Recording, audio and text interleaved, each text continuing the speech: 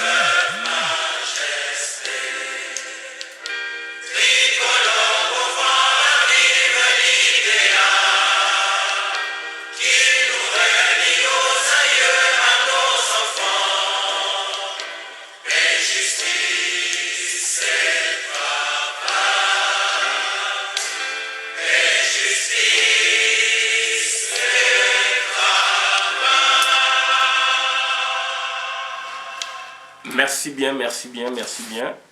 Bande konangai toye koloba makambo kana biso. L'information ezali ebele. Yangwana donc toye na lombango penza pona to loba to évacuer makambo chouchou comme ça tout tika libre. Bande konangai lelo toye koloba makambo ya comportement ya ba congolais oyo ezali ko sala manakati ya Congo, comportement bande kona biso. Musiciens, artistes et musiciens, artistes et comédiens, donc les artistes congolais, pasteurs, et ce sont des traîtres de la République. Bande konangai na ye kolobela ba traître ya nation congolaise. Ba traître ya nation congolaise, ezali donc ba pasteurs, ezali ba musiciens, ba comédiens, donc bazali donc batouana, pasteurs, comédiens, musiciens, etc. Ce sont des traîtres de la République. Donc, tu peux retenir na régime oyo puisque ezali ko kene ko kweya et ko kweya régime ba tuti pawe tozali ko bengana yango et ko kweya bango. Na sala vidéo kala ça fait ba 4 ans. Bango ba musicien to ko ta la place ni ba osa musique même na Congo. Donc bande konangai c'est très important madame tozali ko loba parce que situation ezali très catastrophique mais batouana tellement bazali kolinga mbongo moko facile donc pour na bango donc ça leur dit absolument rien, ça ne leur dit absolument rien. Yangwana donc toye koloba pour na ko alerter bazali ko jonga biso toujours sima ba musiciens nos frères là, les comédiens, le pasteur congolais, ba pasteur congolais les loyo ba bujo bana bango bimi poisa bomoni yango puisque diaspora ezali ko sala mosala oyo ezali sacré ba tchaki tembe na diaspora ba pasteur congolais et ba diaspora to modisa bango. Je me répète, donc ça dit ba tchaki tembe na diaspora et modisa bango juste tant ba yaki ko tenter par 2 fois na France et puis na Belgique. Donc diaspora dans son ensemble ba to modisa bango retourne na bango boyoki ba suite donc c'est-à-dire buzo bana bango ebimi poisa. Donc yangwana bande konangai tozali koloba yango naza ko préciser naza ko répéter ba traître de la République ezali ba pasteur ezali ba musicien ezali ba comédien. Kofi Olomide traître de la République, Jibem Piana traître de la République. Werason, traître de la République. Soni Kafuka, traître de la République. Léopold Mutomokalomo, traître de la République, pasteur. Aujourd'hui, pasteur Wale Sakaboudou, traître de la République. Marcelo, traître de la République. Aujourd'hui, Denis Lessi, traître de la République. Frère Patrice Mouchoko, Yaya Werason, traître de la République. Molongo ezali Molaï, il y a un pasteur traître de la République. Molongo ezali Molaï, il y a un musicien traître de la République. Tchala Mwana, traître de la République.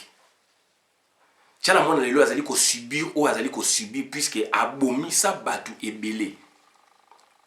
Namobali ne Claude Machala, traître de la République.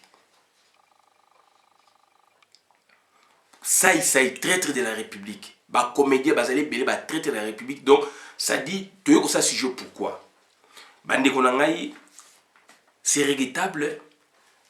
Kabila azali traqué. Tout ça, il faut que bino lelo point boye, Kabila azali traqué lelo na kacha Congo et précisément na Kinshasa. Toyebisaki bino Kabila akimi kingakati. Akimi kingakati pourquoi? A commis na GLM a tenu plus de 2000 militaires rwandais na kati ya Gombe. Toyebisaki bino. Makam Tolobaki Boumoniango après. Puisque Makam Tozali Koloba, ezali ko se réaliser bien après. Merci donc na bandeko bazali ko benga o bazali ko mona quand même misala o tozali ko sala. Puisque Makamushu Sezali, Tozali Nakata politique, s'il vous plaît. J'insiste là-dessus, Tozali Nakata politique. Tozali aussi la religion, Tozali côté kambicité. Tozali parler na politique. Politique ezali Makamushu Sezali ici et maintenant, là, ba yebisho makampe omoni effet nango. Politique Makamushu ba yebisho lelo et qu'on s'est réalisé bien après. Et qu'on réalisera bien après. C'est un travail, bande konangai. Et tant que tout ça, qu'on va makamshu pesa pe ko bongi, ça pe ko bebsa ba plan ya banguna. Et batu bazali ko bundi sa biso ezali bande kona yo, ya ye kuna ba comédien, ba pasteur, donc c'est-à-dire ba musicien congolais. Kabila Akimi Kingakati, tu es bino. On avait déjà l'information. Tu es makamzo le kaleo na kata Kinshasa. Tu es makamzo le kaleo na kata Congo. Kabila aye na GLM. Tu es bisibino. Nazaï muto na bisibino. Kabila komi na GLM Akimi Kingakati puisque à Moni na Kingakati on peut le capturer à tout moment. Akimi malgré ça 7000 donc ceux qui 7000 mercenaires 2000 ou 7000 mercenaires naba rwandais naie. Malgré cela, Rwandais, malgré et comment au côté officiellement na Congo, Akimi Kingakati. Aye kovana na GLM. Aye libino plus de 2000 Rwandais na kacha Gombe. Yango moni confinement et si la kate na Gombe. Toye bisaki bino. Babomi zandwa monene oyo lieu d'attractivité, il y a attraction, il y a recherche, il y a emploi, il y a un lobby prophète de la nation la cloche beaucoup tu vois yambo. Congo ezaka na société moko zanda monene. Ba bomeli bino zanda monene. Congolais lingi ko réagir te. Ngam na ko wuta na poto na ko réagir sur place na Kinshasa. Biso tozali na information tozali ko loba. Biso tozali na information tozali ko loba do tozali ko yebisa bino po bozala informer. Jean-Marie Kassamba donc Yémen Afrique a ko yebisa bino jamais information tozali ko loba. RTNC e ko yebisa bino jamais information tozali ko loba. De réseaux sociaux les alliés dont mokili mobimande zali wana. Réseaux sociaux les alliés de vérité zali à 90%. RTNC à 90% zali marama lokuta na lokuta. Ba bomeli bino zandu. Ba kangi donc confinement Gombe donc deux choses pour la nini Hippolyte Kanamba azali kuna donc avec 2000 militaires. Malheureusement azali kuna ou heureusement azali kuna azali ko vana kuna te puisque azali traqué. Hippolyte Kanambe bazali ko lukisaye azali traqué na kati ya Kinshasa. Akomi ko lala wapi epa ya ba musicien, epa ya ba comédien, epa ya ba JB, ba Werason, ba Kofelomide, ba Sai donc ba Mbalio Sombo et donc epa ba Kabundula Walesa, epa ya Lombongo et pas il y a donc Léopold Mutombo Kalombo et pas il y a Sony Kafuta etc. moyennant 200 à 300 000 dollars par nuit. Bande konanga métos à la quand même conscient. On wana ezali première partie toza koyebisa bino. Deuxième partie ezali Koffi Olomide dossier toza nango na maboko. Koffi Olomide akobeta na Bercy na 2021 awa. Bandeko nanga tozalaka même conscient. Ba musicien wana bazali batute. Ba musicien wana donc ba théâtre wana ba comédien wana. Ozu ba pasteur bango tout baza ba comédien ba musicien. Mais baza batute bandeko nanga. Toyebi ke bakomi na mbongo na régime o puis na régime Mobutu ba ina ba mbongo te ba ofutela na ba bandal na ba ma campagne ba ina mbongo te pour la plupart des cas. Donc les loyaux tous na ba traître de la République. Je me répète, Koffi Olomide traître de la République, Werason traître de la République, Jibem Piana traître de la République. Bazako Bomba Kabila moyena 200 000 à 300 000 dollars par nuit. Bandeko nange ezali somo mingi. Kabila zali traqué ayebi yango boyebi pe yango. Kabila komi ko éviter ko tambola na escorte yango bomoni zo leka ezali camouflage. So bomoni escorte bani ko leka wa ndenge Kabila lekaka camouflage. Kabila komi ko tambola na ba mituka ya ba musicien wana ya ba comédien wana ya ba pasteur wana. Quelle complicité, quelle traîtrise na niveau nation. Bandeko nanga, mais non, mais c'est là donc ils allaient relever dans l'hôpital psychiatrique. Quelle trahison. D'un côté Félix Antoine Tshilombo a sali biso bouclier to bouki yango. D'autre côté maintenant ce sont les musiciens. Ce sont nos musiciens, ce sont donc nos pasteurs entre guillemets, ce sont nos comédiens congolais. Puisque nini bate kakate musique na bango ba bomango bango moko na lolomo na lokoso balingo travailler et donc voilà donc ba komi kozwa argent facile bato ba bomé bango musique na bino bato ba bomé bino ba art na bino ezali Hippolyte Kanambe bande konanga ibana kin bo surveiller ba voiture ya ba musicien Kabila komi ko tambo na voiture ya ba musicien na système à camouflage puisque azali rechercher na kata Kinshasa tokoyebisa bino te banani baza ko lukaye Kabila zali traqué. Kabila na gele malala na lisusu te. Na gele makoma ko tinda batu so kaza na besoin de dossier. Donc Kabila a commis clandestin na kata Kinshasa. A chaki tembe, a monaki ya zali dur, a commis clandestin na kata Kinshasa. Kabila soki ba boupé ba ko bete balle dans la tête à Lukaki a ko kufa e bemenaye ko triname na Kinshasa. Tozali ko informer bino. Bana ya kini bo surveiller ba mituka nyonso ya ba comédien na bino bo surveiller ba mituka nyonso donc ya ba musicien na bino donc ba tu wana donc ba ndeko na ngai donc tozali ko yebisa bino donc bazali ko bomba bazali ko tambola na Kabila et Kabila donc c'est à dire fui et ko salama et Kabila on va te capturer ba ko capturer na ndaku soit ya musicien moko soit ya comédien moko soit donc il y a comédien, musicien, pasteur moko.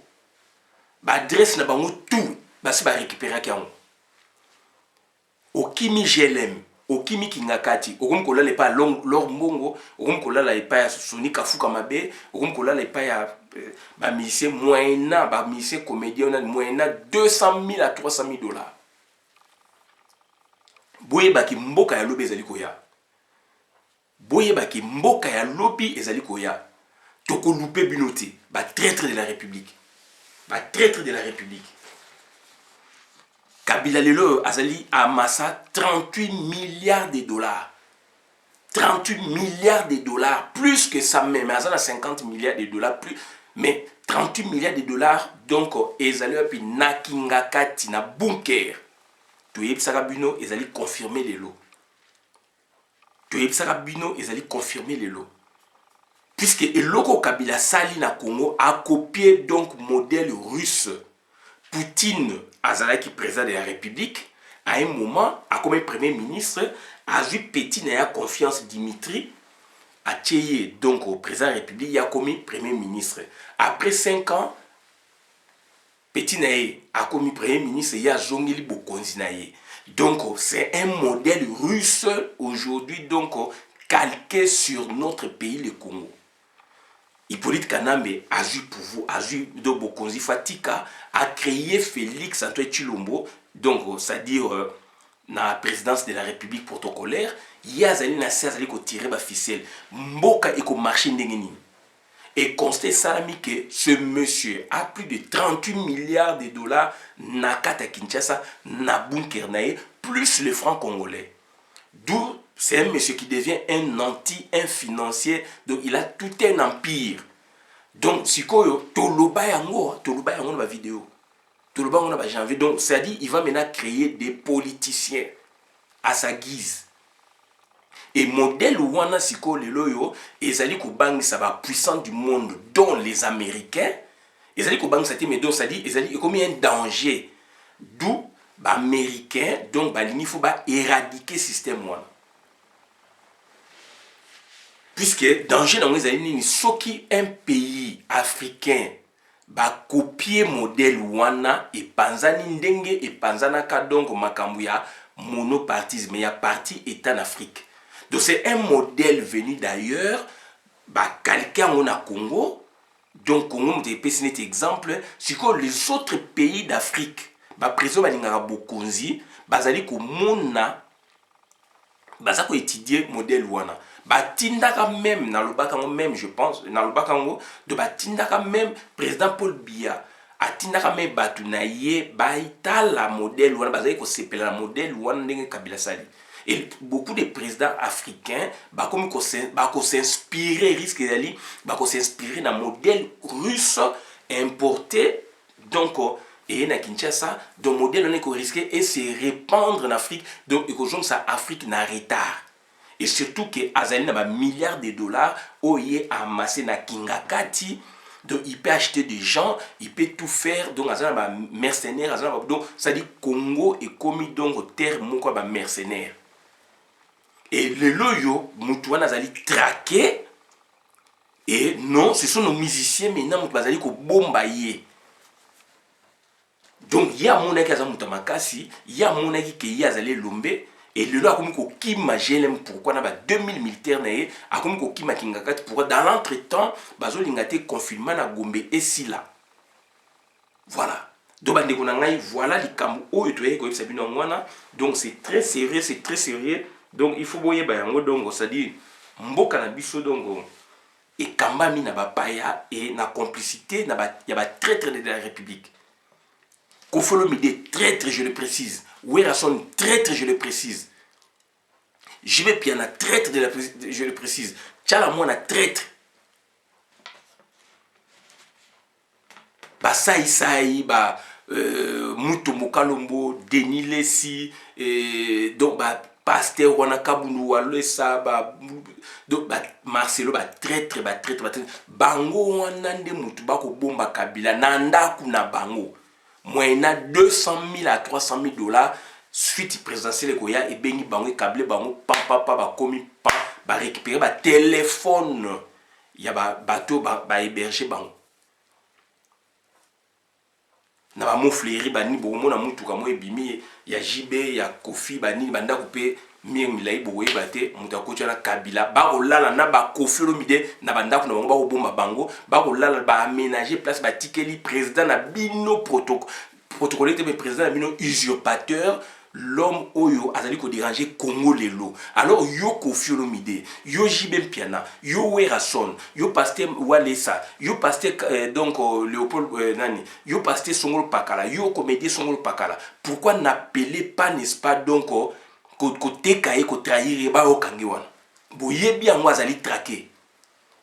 Azali traquer ne be élément bazali na kata terrain. Donc, c'est très important, Madame Touzali Koloba. Madame Touzali Koloba, c'est très important parce que, donc, Ezali Mawamingi, et dans l'entretemps, tout le monde musicien, n'a pas commandé, guide d'opinion. Guide d'opinion, moutou a comme la bangi, guide d'opinion, moutou a comme stupéfiant, guide d'opinion, moutou a comme tekambo, kabo benga za guide d'opinion. Ce sont des traîtres de la République. Donc, aussi, la nabilo kanate, mboka ya sikezali koya.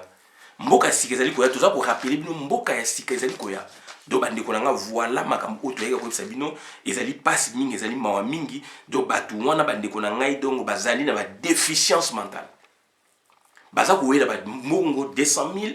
Imaginez si quoi donc on a tourné à Zosala wana place où il y a aussi là encore 2 fois.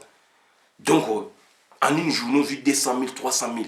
En une journée on a vu 200 000 300 000. So genre donc ça dit tu évites tu traques en autre place que soit plus ba ko kangaye ba ko bete massage ba ko kangaye ba ko lakisé na public. Ba ko kanga kabila ba ko lakisé na public kalaté.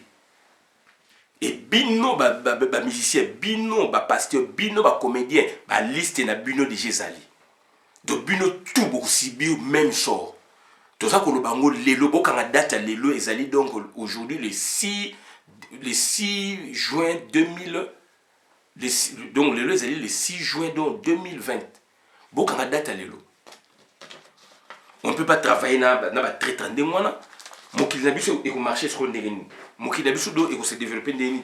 Tout ça ba tout moko oyo ba inconscient, ba ndeko na. Tout ça ba inconscient.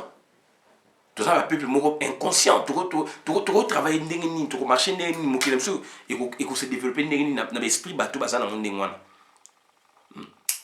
L'esprit oyo bato baza na ndenge wana do bazoteka mboka ba polele boye ezali komona puisque nini balingi mbongo puisque nini do balingi donc c'est-à-dire bazala privilégié bazala donc na ba privilège donc bazala protégé soki ndenge nini na ebité voilà do bandeko na ngai ezali pasi mingi ezali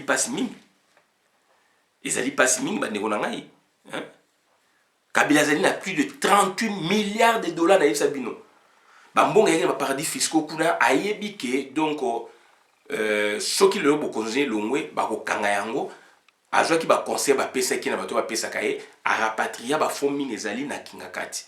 Donc autant akufa nango sur place que bakanga yango kuna puisque tant azana nango sur place il peut acheter les gens.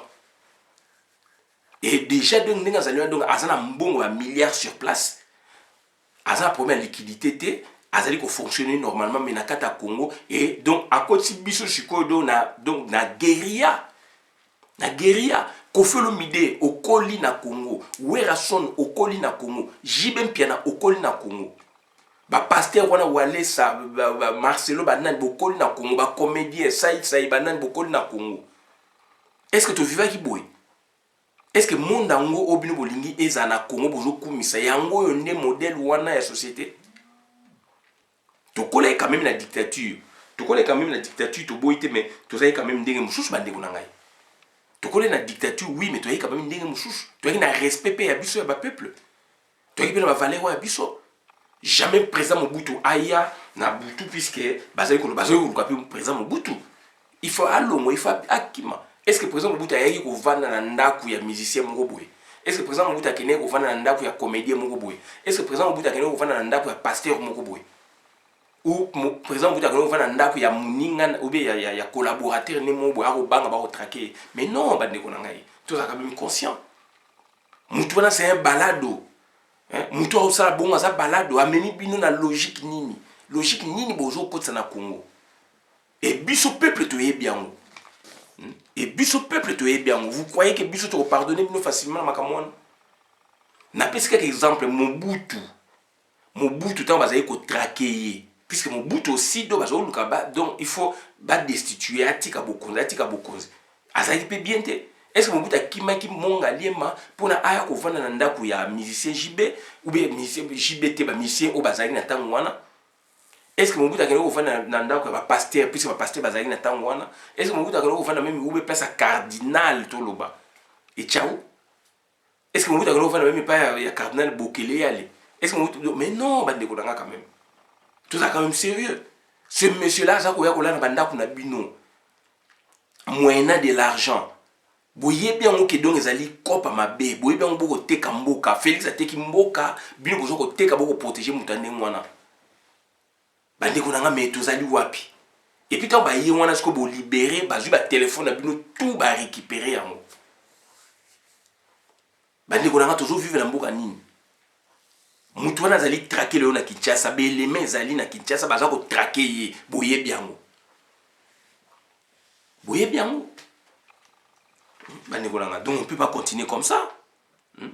Azana plus de 38 milliards de dollars na ba francs congolais. na bunker tu sais bino donc mboka na yewane koma donc c'est-à-dire banque mo maison wana azali coopérer et modèle oyo bango ba yenango euti na Russie ba yenango wana eza modèle oyo ko déstabiliser Afrique puis ils ont déstabiliser ja Congo. L'élément wana do baza ko regretter il fallait pas donc ba pesa bango tamboé ba yebaki que eza modèle ya Poutine. Mais les loyaux, voilà donc le temps est sali que plus d'une année les loyaux mboka niveau où est commis richesse dans l'entretien azo ko teka richesse ba chinois baza ko yana ba avion azo teka la bango ba chinois ba futa ka cash donc azana plus de 38 milliards de dollars na bunker naie azana ba francs congolais na bunker naie et il vend des minéraux muta bon so ka tikali donc il va fabriquer des politiciens dans l'entretemps donc mboke baby. Il devient donc, ça dit un grand nanti.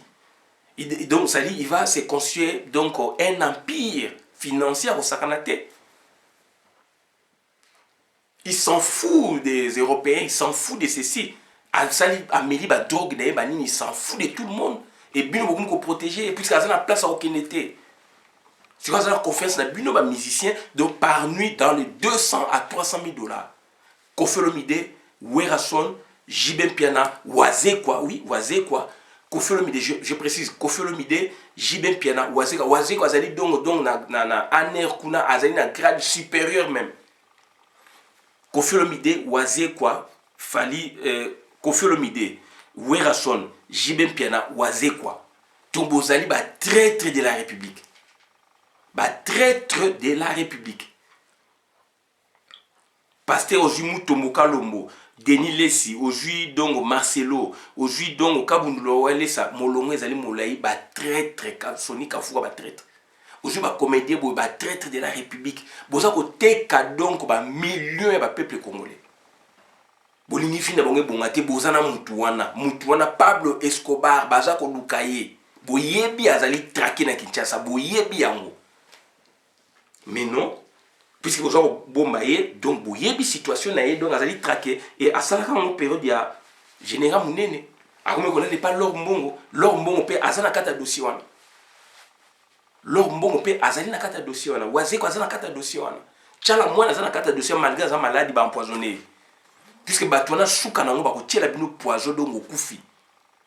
Donc voilà bande ko na ngai situation o ezali le loyo donc ezali mawa mingi donc mois de juin oyo ezali mois to yebisa bino ya turbulence to yebisa bino 2006 oyo 2020 oyo 6 mois oyo ezali 6 mois ya turbulence to yebite soki to bima na juin donc c'est à dire nzambe soka sungi biso to kozala vivant mais mois de juin oyo ezali ya turbulence 2020 oyo tobi ezali ya turbulence politique to sala ki ba vidéo to alerte ki to loba ki ba soda rwandais bazali stationné na Bangi zongo ba koti na Geme na Mbandaka na Guadolite etc. lelo insécurité et continent Équateur ba kongo so ba mapango partout insécurité continent Équateur. Donc makambo mingi tozali koloba bandeko nanga bo faire attention bo rejeter kango pa mate puisque ils allaient travailler sur le terrain soit ils allaient ko boma ba position na bango soit ba position na bango donc ils allaient ko zala bazali ko réorganiser autrement et ba effet ya makambo toza koloba eza ko bima bien après puisque toujours ça la politique toye ko teka mbisité toye ko teka bandunda te toye ko ça la religion te to ko ça la politique et politique ezali nini. Et comme un art à mensonge, au caméra, zali ko ça la politique, ezala nini art d'administrer, de gérer et d'administrer, de gouverner, de gérer, d'administrer les institutions politiques d'un État. Donc ça dit tant que bimisi ba plan na bango puis ces autres na kati ya terrain et pas na bango, bango ce que bazali ko ningana baza ko changer ba tactique. Donc bande ko nanga voilà makam oyo to yaki ko bisa bino donc to ko suki sana situation ya Kofi Olomide. Kofi Olomide bande ko nangai donc Kofi Olomide toza na dossier na ye dossier wana ebelemi bande ko nangai donc Kofi Olomide akobeta na 2021 février.